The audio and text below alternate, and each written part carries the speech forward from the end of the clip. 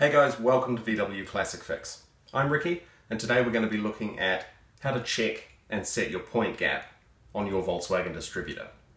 So for the purposes of this video, we're going to be doing this just out on the bench in a table vise, so it's easier to film and I can show you exactly what we're looking at inside the distributor.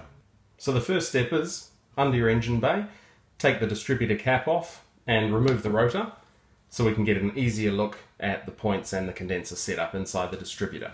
So the gap we're going to be setting today is between these 2 points here. And what you're going to want to do is note that this shaft actually has a square-sided cam in here. And as you turn your engine over by pulling your fan belt or chuck a spanner on the bottom pulley, you want to turn the engine over so that this cam actually rotates.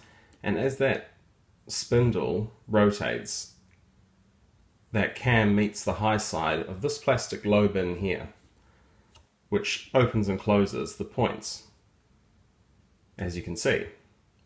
And what we're wanting to do is set this gap here to 0.016 of an inch, and that's across all the board with Volkswagen distributors. It's the same point gap size. So we're going to give that a go. I'm going to show you how to loosen this bottom plate on the breaker plate, and we're going to try and set this gap correctly, but first we'll check that it is the right size. So we're going to need some feeler gauges. So I've got my feeler gauges handy. We're ready to set, or at least check, that point gap for a start. Because your distributor is probably sitting in your engine at the moment, what you want to do is just gently turn the engine over and just watch in here and make sure that we are on the highest side we possibly can be to check that open gap. So just rock it back and forth until we're quite happy that that's as far open here as that needs to be, and we can check that gap. So we just take the feeler gauges and insert them. There should be some drag,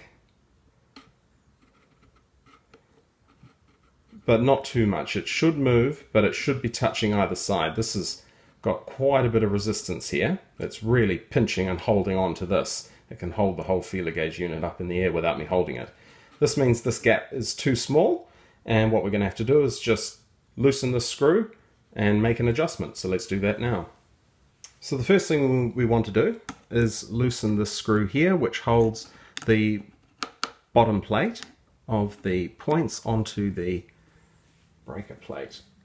So we give that a bit of a nudge. Oh. And that's loose now. So we loosen it off and then just tighten it up enough that this will move in the bottom here, but stay where it is as we make adjustments. So just make sure it's not too loose, but not too tight. And I've pulled this wire, the wire that runs from the points to the condenser, out of the way, so that you can see these two little dimples here on the breaker plate. There's two of them there, 1, 2. And then there's a little notch taken out of the point set here. So that's actually where we put the screwdriver. We put the screwdriver, oh, we might get a smaller one, I think. We put the screwdriver in between those points, and now we can pivot it open very slowly and just make minute adjustments as we go. But we want to have one hand on the screwdriver and one hand on the feeler gauges in there, so let's give it a go. So here's a better view of what we're going to be doing. This screw is loose enough that this bottom plate can move, and we're going to insert the screwdriver on this side and give it leverage here to open the gap, as you can see, and if that's too wide we can use leverage this way to close the gap again. So now let's just put our feeler gauges in there. We'll open that up a bit.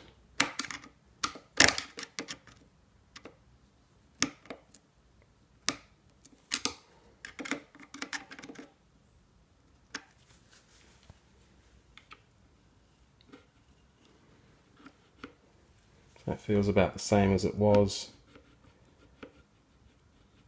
when we first tried it.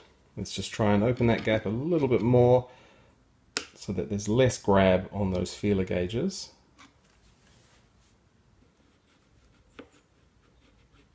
It's getting a lot better. Remember that this is the width, these feeler gauges, this is 0.016 of an inch, this thickness here. So we want the tolerance in here to be exactly that, which means the feeler gauges, they should be touching either contact in this breaker point setup, but the drag really shouldn't be severe. It should just be only just.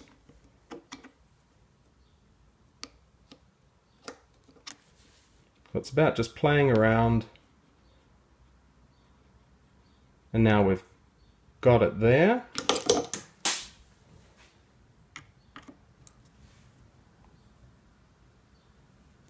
Gently tighten up the screw. And now check the gap again.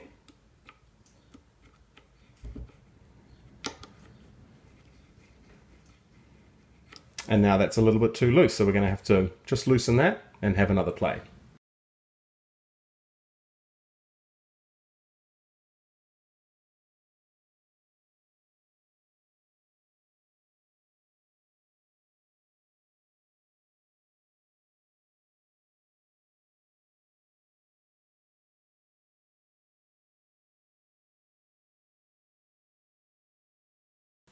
Now we just check that gap again.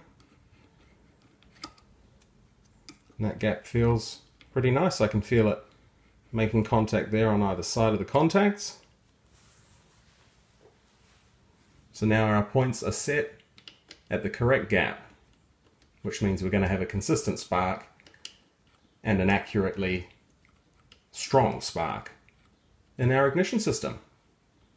So there you have it. Now we just need to place our rotor cap back on, our dust cap first if you've got one. Don't forget to hook up your wire back with the condenser.